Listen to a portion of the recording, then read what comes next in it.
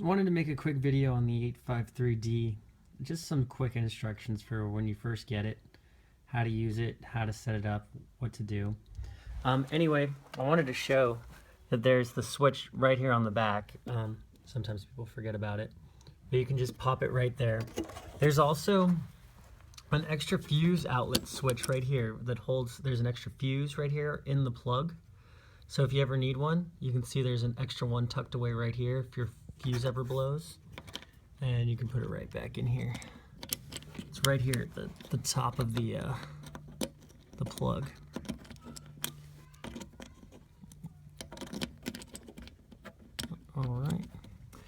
All right, now that you got that in there, go ahead and plug her in. And all right, she's plugged in.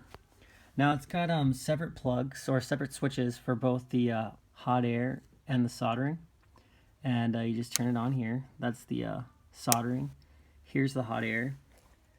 You might think that the hot air is not on at first. That's the soldering temperature cranking up really quick. As you can see, it goes really fast. There usually is a piece of plastic on the soldering tip when it comes. Be sure to take it off so it doesn't melt, okay? So just go ahead and look at that right away at first. All right, I can already tell this one's heating up. All right, and also here's the hot iron or the hot air.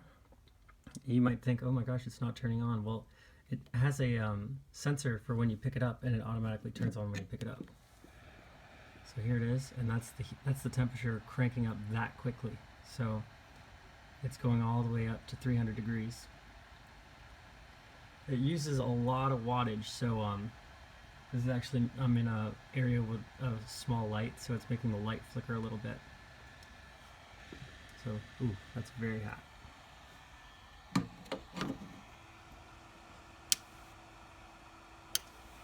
It connects right here for the hot air, so just make sure it goes in nice and tightly. Here's how you control the fan speed on the hot air. It's got a diaphragm pump inside that makes the air crank. All right, right here is the DC power on and off for that, and this also has this little tester thing that you can put in here. And you can test voltages, so when you're making sure the circuits are nice and well connected, you can use this little thing and check these out, and check your connections to make sure that they're working properly. Other than that, she's a great unit. Let's see, little cautionary stuff. Keep handle on the holder before you turn on the machine. Let's see, what else can I say? When you put this together for the first time, it attaches with a screw right here at the top, right up here. So attach the screw in first, and then go ahead and slide that in, and then tighten the screw, and then it'll work nicely for you.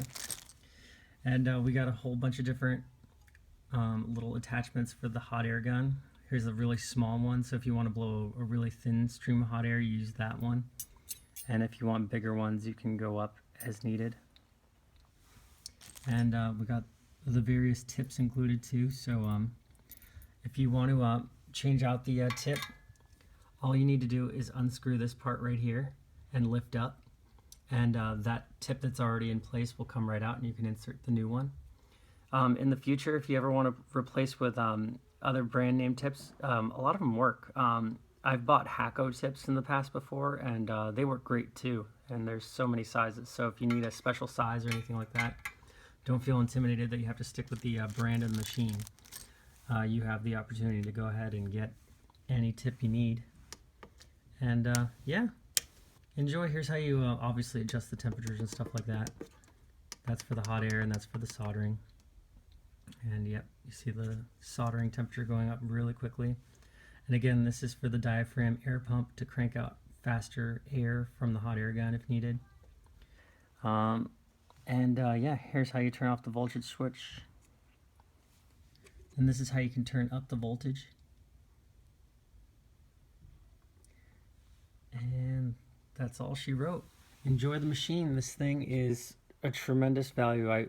I bought one of these just 2 years ago for over $200. So I can't believe how great of a deal these things are now. If you ever have any trouble, please message us directly. We can assist.